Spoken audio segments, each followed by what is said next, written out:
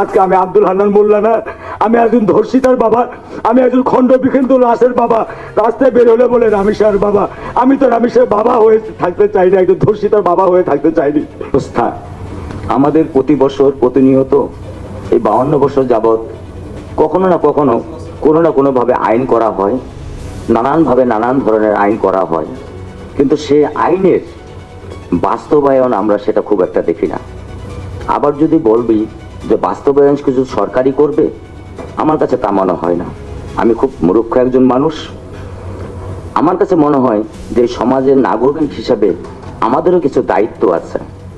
সে সঠিক দায়িত্বগুলো যদি আমরা পালন না করি, তাহলে এক ফ্ল্যাটের এক দরজা থেকে এক দরজার দূরত্ব হচ্ছে 3 ফিট। এই 3 ফিটের ভিতরে আমরা একটা শিশুকে নিরাপত্তা দিতে পারি না। নিশ্চয়ই সরকার এই 3 ফিটের নিরাপত্তার দায়িত্ব নেবেন না। সেখানে আমাদের পরিবার, এক পরিবার থেকে আরেক পরিবারের পারিবারিক সম্পর্ক, পরিচিতি এবং সৌহার্দ্যপূর্ণ সম্পর্ক যদি আমরা তৈরি না করতে পারি, তাহলে এরকম মনে হয় আরো হাজার হাজার রামেশা খণ্ড বিখণ্ডিত হয়ে আমাদের রাস্তায় পড়ে থাকবে, আর এই নরপিশাচরা তাকে খণ্ড বিখণ্ডিত করবে। আমি বাবা হিসাবে আজকে একজন ধর্ষিতার বাবা হিসাবে পরিচিত। এটা দায়ভার কি আমি নেব, না সমাজ নেবে, না রাষ্ট্র নেবে? আমি জানতে চাই, আমি এটা জানতে চাই, এই দায়িত্ব কে নেবে? এই দায়িত্ব কি আমার অবহেলা, সমাজের অবহেলা, না রাষ্ট্রের অবহেলা? আমি আজকে খণ্ড বিখণ্ডিত আমার শিশু সোনার টুকরার সন্তান, তার দায়িত্ব কে নেবে?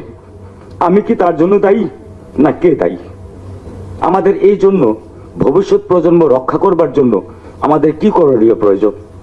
হয়তো বা আমার প্রতি আপনারা বিরক্ত হতে পারেন বা মনক্ষুণ্ণ হতে পারেন, আপনারা আলাপ করবেন, আলোচনা করবেন, সমস্যার সমাধান বের করবেন, কিন্তু সত্যিকারে কি কোনো সমস্যার সমাধান চলে আসবে? ভবিষ্যতে কি আর কোনো রামিসা এরকম ধর্ষিত হয়ে, মাথা খণ্ডিত হয়ে, ক্ষত বিক্ষত হয়ে বাপ মার বুকে সারা জীবনের জন্য ক্ষত বিক্ষত হতে দেবেন?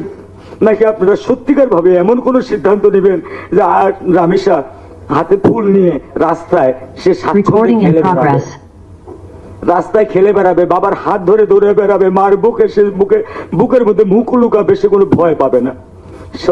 পরিশেষ বলবো, কালকে আমার বাসায় একটা বাচ্চা এসেছিলেন 5 বছরের, একটা 5 বছরের বাচ্চা। তার বাবা আমার বাসায় তাকে নিয়ে আসতে বাধ্য হয়েছেন, কারণ তার মেয়েটা পুরো ট্রমা হয়ে গেছে। একটা 5 বছরের মেয়ে, সে ধর্ষণ শব্দটা বলতে শিখে গেছে, কিন্তু সে ধর্ষণ কি জিনিস তা তো জানার কথা না। তাহলে একটা 5 বছরের মেয়ে আমাকে জিজ্ঞেস করতেছে, আঙ্কেল এই দরজার ভিতরে কি রামিসা ধর্ষণ হয়েছে? আজকে তার মা তাকে ছাড়তে চায় না, আর সে তার মার আঁচল ছাড়া টয়লেটে যেতে পারে না। এ হচ্ছে আমাদের আজকে বাংলাদেশের বাচ্চাদের বর্তমান মনের অবস্থা। এই যদি আমরা বাবা মা, সমাজ, আমরা যারা বড় নীতি নির্ধারক, আমরা কি বাচ্চাদেরকে এটাই উপহার দিব? আমরা কি এই উপহার দেওয়ার জন্য আমরা শিক্ষিত জাতি? আপনারা শিক্ষিত কলম ধরেন, আমরা তো মূর্খ, আমরা তো কিছু করতে পারি না, কিন্তু আপনারা শিক্ষিত হয়ে কি আমাদেরকে কিছুই দিতে পারবেন না? যদি দিতে না পারেন তাহলে কি আমাদের বুক খালি করে দিতে পারবেন? আমাদের রামেশের গলা কেটে, রাইসের গলা কেটে কি আপনারা নির্মম ভাবে হত্যা করে দিতে পারবেন? আমাদের বুক খালি করার অধিকার আপনাদের কে দিয়েছে? একটা বাচ্চা যখন মার পেটে আসে 10 মাস, সেদিন আপনারা মা সামনে এখানে আছেন, আপনারা জানেন কতটুকু কষ্ট হয়। পাশাপাশি স্বামী হিসাবে সে বাচ্চার কষ্টে দায়ভার তার স্বামীকেও নিতে হয়।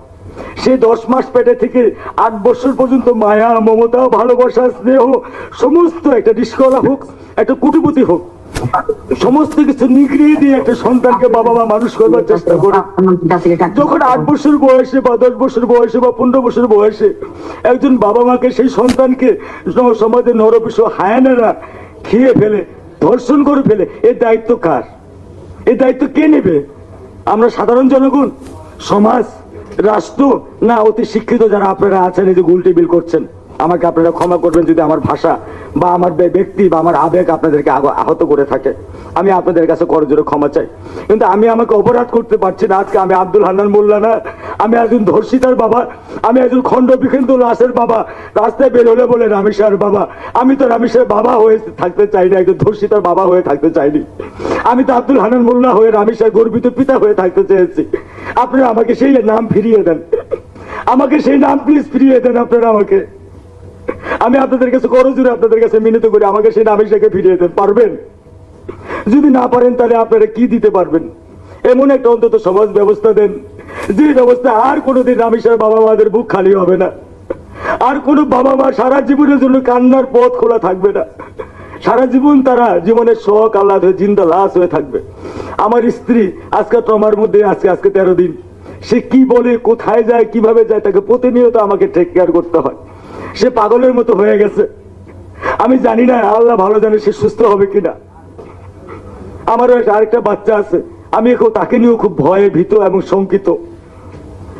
আমি আর বেশি কিছু বলতে চাচ্ছি না, বলতে পারছি না। আপনারা আমাকে দোয়া করবেন যেন আমি আমার মনকে শান্ত করতে পারি, আমার পরিবারের জন্য দোয়া করবেন। আসসালামু আলাইকুম।